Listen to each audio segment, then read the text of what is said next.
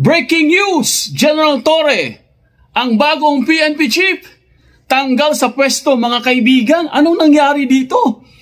Bigla po siyang sinibak sa pwesto ni Bangag. Grabe. Ibang klase po itong balita ngayon mga kaibigan. Nakakagulat talaga, no? Sino ba namang hindi magugulat? Dahil siya po ay kaka-appoint lang po niya mga kaibigan bilang PNP chief. Tapos ngayon, bakit kaya siya tinanggal sa pwesto? Alvin, kakakumpirma lang ngayon ng Malacanang na nirelieve sa pwesto ni Pangulong Ferdinand Marcos Jr. si PNP Chief General Nicolas Torre III. Batay dito sa kopya ng sulat mula sa Office of the President, ang petsa ay August 25 ay kahapon at nakasaad din dito na para daw sa pagpapatuloy at epektibong pagpapaghatid ng public services ng PNP ay pansamantala muna siyang nire-relieve sa pwesto at inaatasan na i-turn over muna yung kanyang mga dokumento at iba pang mga impormasyon na hawak ng hepe ng PNP sa kanyang opisina habang wala pang ina-assign o itinatalaga bilang kapalit na pansamantala bilang PNP chief.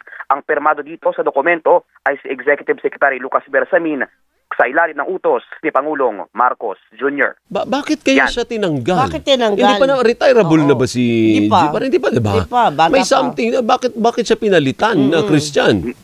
Oo, kasi nung itong mga nakaraang araw at linggo, natabunan lang siguro ng mga malalaking issue, Alvin, pero meron ding umuugong na problema dyan sa PNP. Kung nababalitaan natin, may mga umalma doon sa mga unang utos ni PNP Chief Torre, partikular na nung nagkaroon siya ng balasahan sa ilang mga matataas na opisyal. Umalma yung Napolcom dito, parang kine-question yung utos ni General Torre na balasahan doon sa ilang matataas na opisyal ng PNP. May mga backlash din ito, no? May mga kumontra din doon sa Napolcom, may mga nagpaabot ng suporta kay General Torre. Pero sa ngayon medyo may gray area pa lamang kung ano ba talaga yung desisyon o yung naging dahilan ng Pangulo kung ito ba ay related dyan sa nagiging problema sa PNP.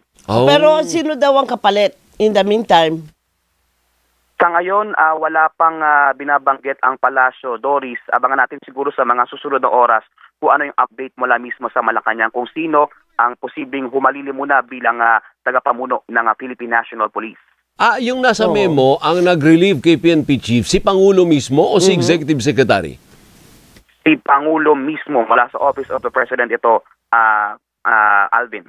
Ayon po dito sa balita mga kaibigan, Malacanang has relieved Police General Nicolas Torre as Chief of the Philippine National Police or PNP, a document signed by Executive Secretary Lucas Bersamin. The relief was effective immediately, according to the relief papers dated August 25. You are hereby relieved as PNP Chief, effective immediately. Yan po ang sinasabi ng dokumento, mga kaibigan. Ibig sabihin, agad-agaran kaagad, kailangan niya ng lumikas sa kanyang pwesto bilang PNP Chief. Ang tanong ngayon ng karamihan, ano pong nangyari dito kay Torre? Ito ba yung sinasabi nating nakarma na? Ang gaba po, di magsabak mga kaibigan. Sabi nga na ba no? Talagang mangyayari po talaga ito. Nung nakaraan kasi, nagkaroon kasi ng parang reshuffle ng mga kapulisan. At mukhang hindi po sinunod nitong si General Torre. So ano po talaga ang dahilan? Bakit po bigla po siyang tinanggal sa pwesto? Ang alam natin guys, 3 beses yata siya na-promote. Diba? Kung naalaala nyo, sa ginawa niya sa Kingdom of Jesus, after po ng KOJC siege sa Davao City mga kaibigan, bigla po siyang itinalaga. No? Nakakagulat po ng balita dahil bigla po itong tinanggal sa pwesto, itong si General Torre mga kaibigan.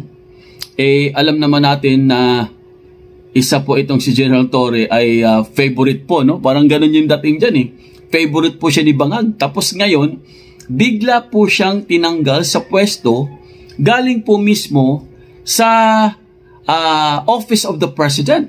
Ano pong nangyari guys? Anong nangyari? Bakit biglang tinanggal po itong si General Torre? Ang bagong PNP Chief. Kaka-appoint lang po niya. Tapos ngayon, tanggal na po siya mga kaibigan.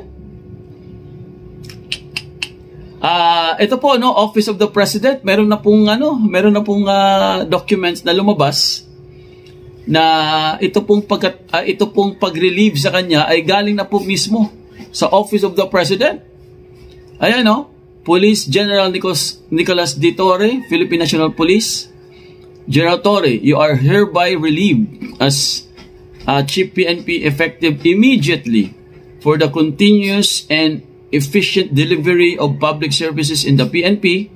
You are hereby directed to ensure proper turnover of all matters, documents, and information relieved to your office. By order of the President, Lucas B. Bersamin, Executive Secretary. Grabe, di ba? So, nakakagulat po itong balita na ito mga kaibigan dahil kilala po natin itong si Diwata na napaka-close po or talagang para siyang naging pet ni Bangag. Actually, sa katunayan po mga kaibigan, during the SONA, talagang ginawa pa siyang example nitong ni Bangag, no? At pinagtawanan pa siya at ginawa pa siyang example ni Bangag. Di ba? At pinuri pa siya sa kanyang ginawa doon sa paghamon or nung hinamon niya si Baste, di ba? Siya na daw ang bagong kampiyon ng boxing. Yan po mga kaibigan ang ating update ngayong umaga.